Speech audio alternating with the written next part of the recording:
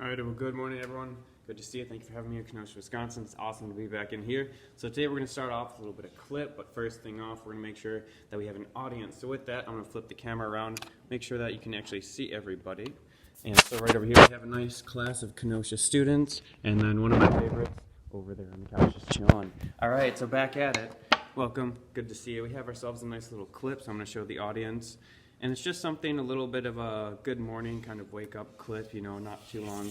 Just some baby sloth in the morning, just something to relax to. Just enjoy a little baby sloth, that's what's going on. So as you can see, they're just kind of climbing around a jungle gym, trying to just, become adventurers. That's really where it's at. All right, thank you for checking that out. Now back to this. So for today, we got a few things going on. Bless you. Thank you. And with that, the main thing that we're going to be talking about today is trying to at least get some type of attention from your audience, either with some type of response or even getting them involved. So with that, first thing we want to do is even just try to include the audience. So you make sure you get like that video clip or one of the favorite things right now.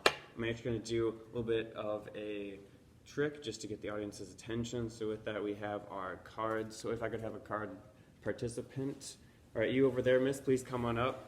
I'm going to need you to do is just pick a card, any card. Thank you. All right, you know what that? Go on, sit back down. Thank you for participating. You don't even need to complete the trick. You can literally just be like, that was a great trick. Whoa, magic. All right, so with that, you got to make sure you're doing stuff to keep their attention, card tricks. Thanks for that. You can just keep that card for now. And then as you guys just kind of go through, you got your points, you got your ups and downs through the speech, but you also have to have something that's practical to actually explain your point.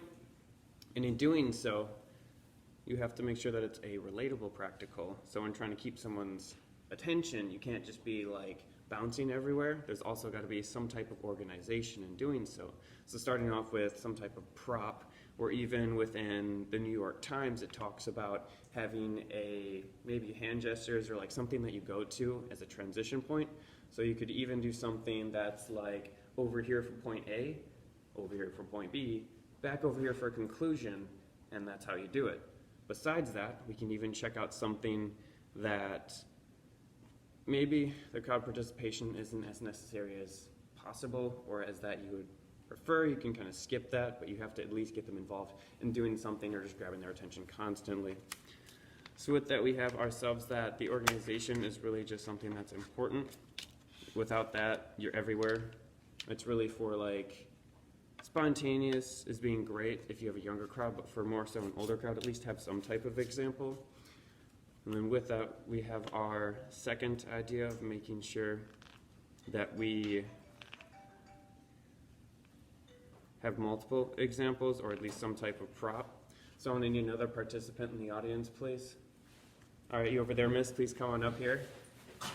All right, so if you could please pick another card, that would be great. Awesome. Thank you, Kelly, for participating. Have a great day. And then again, you got to switch it up. You can be like, oh, he's going to flip the cards. No, she can just keep the card. That's great. As long as you have their attention, you're fine. And then going through, making sure that at least you try to go up or you go down. You get quieter when you want to make sure that people listen to you or focus. You can get louder when you want to exclaim a point or you're passionate. If someone loves football, they're going to be like, go team, go! Or if someone really just they're really interested and they're trying to get your attention, they'll start talking quieter. It makes people actually physically move in. And in doing so, you can actually maybe get a more personal point across than if you were to be loud and just sometimes semi-obnoxious. There's that whole making sure you know how to discern too much versus too little, whereas having something that's too much can maybe scare some people. You have to understand your audience isn't just you or one crowd of people. You have introverts and extroverts, and in doing so, if you're loud all the time, introverts will shut you out, no problem at all, and they won't really care what you're saying. Extroverts, on the other hand, they'll feed on that, and they're fine. But in doing so, we have to also cross-reference some information from the international speaking organization that talks about in doing speeches you have to be able to at least have a focus on who your group is, and then within class lectures within the past few weeks it talks about being able to understand your audience. You can't really go somewhere out of the blue and assume that you know everything about your audience. You have to maybe get some type of demographic, knowing what this place is about. Within Kenosha, Wisconsin, or just with even in this classroom, I know a small demographic example of some of the people in here, or even just maybe a sense of humor that they prefer, so I'd lean towards that.